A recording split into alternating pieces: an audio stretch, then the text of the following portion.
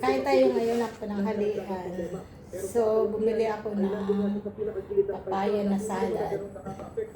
Tapos kanina nagluto ako ng hipon na may chicharon na may carrots. Papakin lang natin. Wala tayong rice.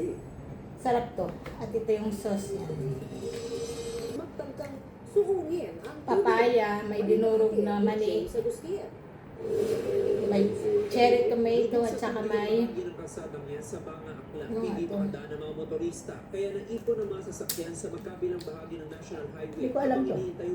Ito, may dahon. Isang truck ang sumubok tawilin ng kalsada. Hindi ko alam. Pero hindi na nakaalis sa gitna. Nagtulungan ng mga residente at motorista para maialis doon ang truck. Hinila ang truck gamit ang lumi papunta sa mas ligtas na lugar. Nakaranas din ng baha ang ilang bahagi ng Tagbilarang Buho. Ayon sa mga taga-roon, yung alaga ako kumain na. tubig. Kaya bumaha sa mga Ayaw niya ng hipon. sa pag-asa Kasi ang sobrang laki. Pero kumain siya ng gulay na to. Tsaka carrots. So ako na lang papapak ng maraming hipon. Alas 3 ng hapon nang biglang bubong sa malakas ng ulan doon. Mabilis daw tumaas ang tubig. Tumupa rin ang tubig makalipas ang ilang oras. Kaya't bumalik din agad sa kanilang mga bahay ang mahigit sa daang pamilyang lumikas. Localized thunderstorms ang nagpaulan sa Visayas Ang laki, sa oh. itong weekend. Ayon sa Isang kilo sa may git. James Agustin, nagbabalita para sa GMA Integrated News. Ang pinakamababang temperatura Siguro kung hindi ko kukunta rin pagkain dito, tataba ako. sa matataas na lugar Kasi sa Benguet. pwede ka nang bumili ng pagkain na gusto mo. ng andab sa kanilang mga pananim. Walang pakialam malaga. Ang lamig sa Benguet at ilan pang bahagi or personnel, lalo na sa mga fire safety inspectors, that the DFP or any official Habang ito yung natira kong hipon. offer to sell Siguro ang nakain ko nito mga equipment or brands of fire extinguisher 8 piraso. and fire safety equipment to any applicant. Mamayang gabi ko naman itong papapakan. So, any among us ay mapatunayan. So tapos na tayo kumain.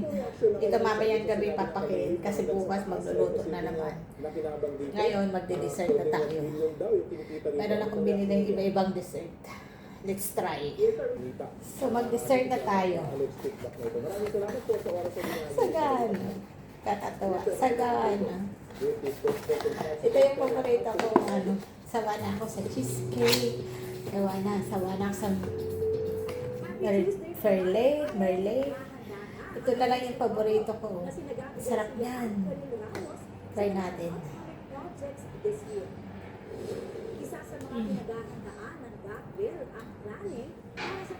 Sarap. Isa pang kagat. Sarap po, tingnan niyo. Sarap.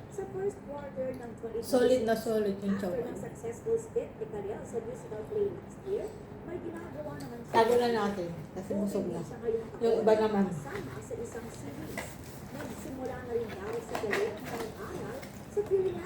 Ito na naman, tingnan natin. Binili ko to kahapon. Actually, nakitikman ko na to, nagustuhan ko. Doon kasi sa binibilhan ko ng House of Cheese, ang dami doon. Ang dami iba-ibang klaseng cheese, iba-ibang klaseng mga bilihin. Doon ko nga nakita yung yung kabyar, yung orange at saka yung black. At saka ang dami yung kanik doon. Andun pa yung chocolate ng Dubai. Natikman ko na. At ito, tinanong ko kung ano to. Sabi nila, siyempre may pangalan kaso nang nakalimutan ko. Sabi ko, titikman ko. Pero in short, parang walnuts to na medyo durog. Tapos, inano sa kanin. Ang sarap niya. Tikman ulit natin. Pero nakainan ko na to kahapon. Sarap.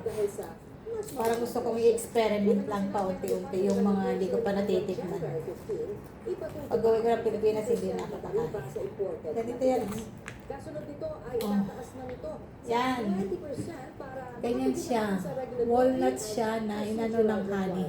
Pero ang sarap. Monitoring ng kagawaran, nasa 48 hanggang 51 pesos per kilo ang premium na imported rice. Hindi siya gano'ng matamis. Tsaka honey yung tamis na. The holiday is over, pero Naman natin siya. Ito, chocolate chocolate yan, ganyan lang yung kalaki. Chocolate siya na nipis, tapos mayroong flavor sa gitna. Ito kasi Kasi yung natikman ko kahapon. Posible ang isang malakas na pagputok ng Tapos, meat pala siya. Ang tapang ng amoy. Ay, ang tapang ng lasa. Tinikman ko lang konti. Tapos, ang may flavor siya ng mint. Ganito, oh. 206 po. Nagulat ako sa lasa niya. At 63 dito ang naglulat ng mga kaya. Parang amoy, ano. Ay mga uson na umabot ng mga 2 kilometro ang Kaya ang lasa niya, oh. tinakbo. Ikiman tayo ng konti. Ganyan lang. Pero ang tapang. Madaling araw nga po. Flavor lang pala. Flavor, oh. Wala pala palaman. Flavor lang. Fountain event. Ang tapang. Parang may lasang sampoy. Ang metro ang face na At yan Ha? po ba indikasyon na Okay, thank you for watching. Next time ko na ito tikman. Kasi kailangan ubusin ko muna to. So, Ang tapang niya. Tapos hayaan mo lang siyang magme-melt sa tang mo. Ito next time naman. Ewan ko. Thank you.